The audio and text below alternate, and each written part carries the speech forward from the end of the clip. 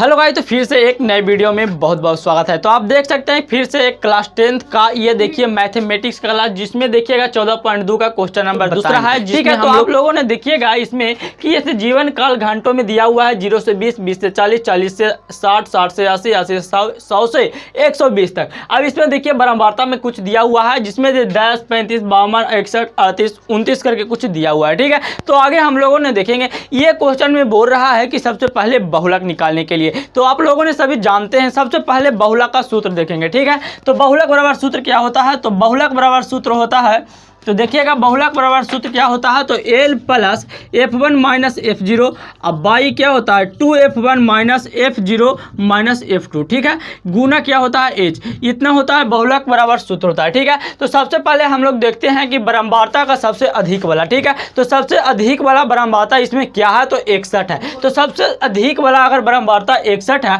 तो इसको क्या कर लेते हैं, तो F1। अब इसके से ऊपर वाला को क्या कहते हैं, F0, और इसको से नीचे वाला को क्या कहते हैं, F2। ठीक है, तो यहां तक तो समय में चला आया कि देखिए F1 बराबर क्या चीज आ गया 61, F0 बराबर क्या आ गया 52, और F2 बराबर क्या चीज आ गया, तो F2 बराबर 38। ठीक है, तो आप देखिएगा इसमें कि ये उच्च सीमा एक निम्न सीमा है। ठीक है, तो जो F1 का जो F1 को जिसमें F1 को जो है, जो इसमें बहुलक वर्ग आया जो 60 से 80 है, इसका निम्न सीमा क्या है, तो निम्न सीमा कितना है, यानी L कितना है, तो 60 है। ठीक है, अब देखिएगा H निकालना है, तो H कैसे पता चलेगा, तो H देखिए जैसे में 0, 20, 20, 40, जैसे 40 में जी कितना आ रहा है, तो 20, 20 आ रहा है, 20 का अंतराल आ रहा है, जैसे 20 60 से 80 हो रहा है। ठीक है, जैसे में 100 से 120, 120 से 140, जो 20, 20 का क्या हो रहा है, तो अंतराल आ रहा है। ठीक है, तो आप देखेंगे सबसे पहले ये देखिए बहुलक का सूत्र पर हम लोग क्या करेंगे, तो बैठा देंगे, यानी कितना अंतराल है, तो 20 है। ठीक है, अब देखिएगा L, यानी L कितना है, तो L देखिएगा L इसमें खोजिएगा कितना है, 60 है,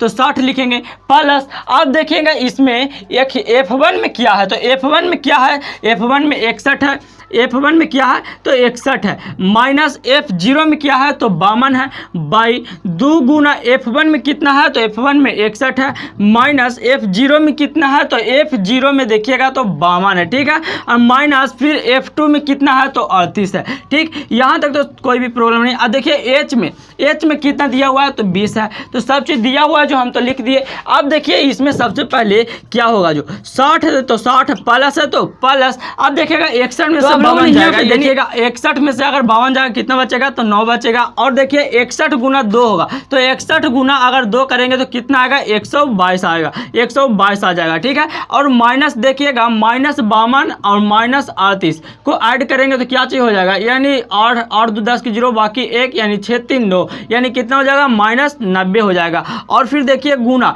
H में कितना था, तो 20 था।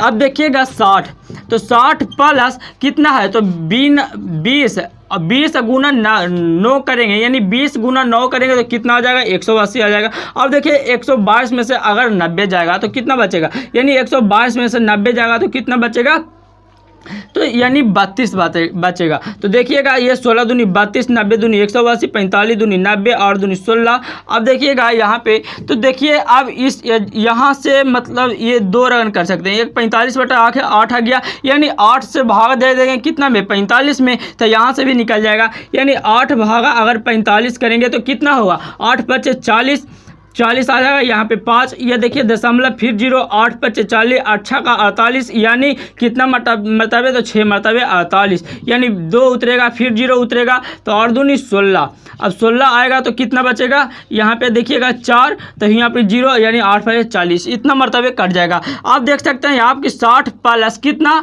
तो 5